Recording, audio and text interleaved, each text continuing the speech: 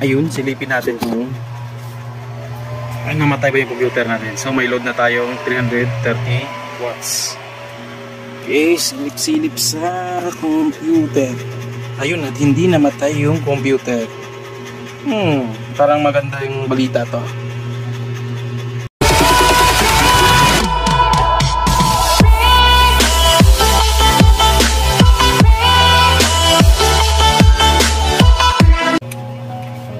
Hello guys, magandang araw sa ating lahat, mga kasolaris na ating mga kasamahan dyan. For today's video, samahan nyo akong palitan yung Snadi inverter natin na 1 kilowatt na 12 volts. Susubukan lang natin itong ikabit yung 24 volts na 3 kilowatt na Chinese inverter. Kung naalala nyo yung kinonvert natin na inverter from 50 Hz to 60 Hz. At itong inverter na to ay may high frequency na transformer, no? Yun yung ginagamit dito, high frequency na transformer. Kasi may nakita lang ako, nag-research ako, no, na tawag nito. Mas maganda daw yung high frequency na inverter kaysa sa low frequency na inverter. Kasi nga raw may maingay. Yan, may maingay na fan. Kasi nga raw, ang kaibahan ng high frequency na inverter sa low frequency na inverter, ang high frequency na inverter ay hindi siya nagpa-fluctuate kapag may mabigat na load yung ating inverter. So susubukan natin to.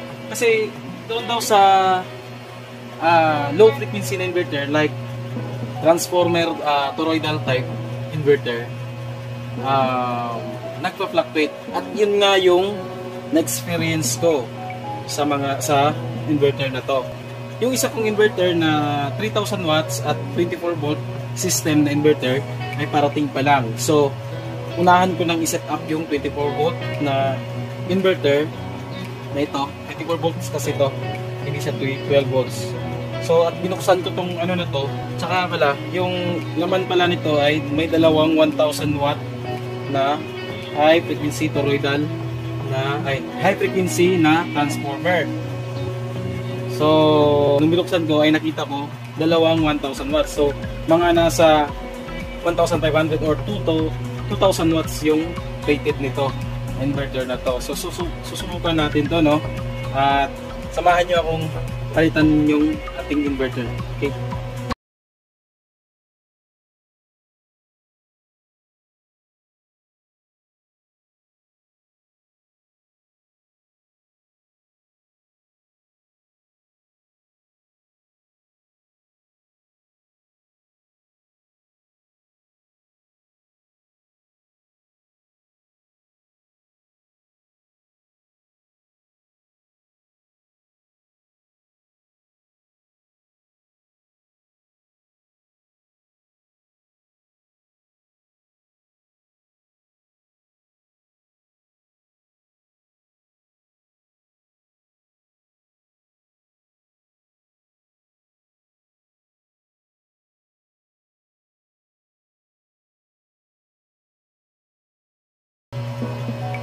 At mamaya-maya guys, susubukan nating i-load yung yung refrigerator na naka-andar yung mga lahat-lahat ng mga appliances dito, kung magpa-fluctuating ba siya. No, kasi kasi ako nag-run yung refrigerator natin, nagpa-fluctuate yung mga appliances natin, like computer, namamatay siya, nagre-restart. Kaya ito, para masubukan natin yung pagiging high frequency ng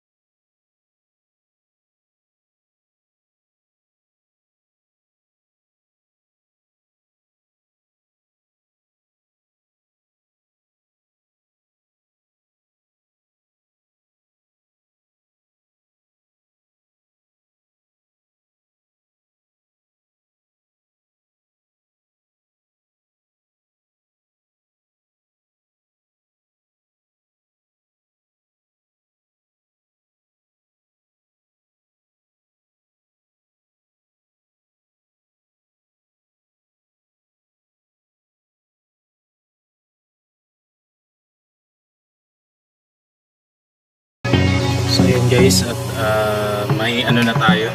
Ayan, 230 volts na at working yung ating inverter. Ayan, may 26.8 volts na DC at may 229 volts. So dito ay may 59.7 Hz yung kuryente natin. Okay, so ngayon susubukan na natin yung pag-load ng ating bahay natin sa inverter na yan. So ayan, lipat tayo. Okay, at may 220 or 210 watts. Okay, ayan, naka-load na. Tayo dito sa computer. Okay, at gumagana yung computer natin.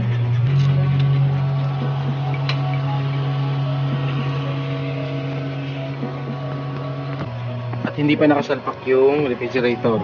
Try natin isalpak yung refrigerator natin.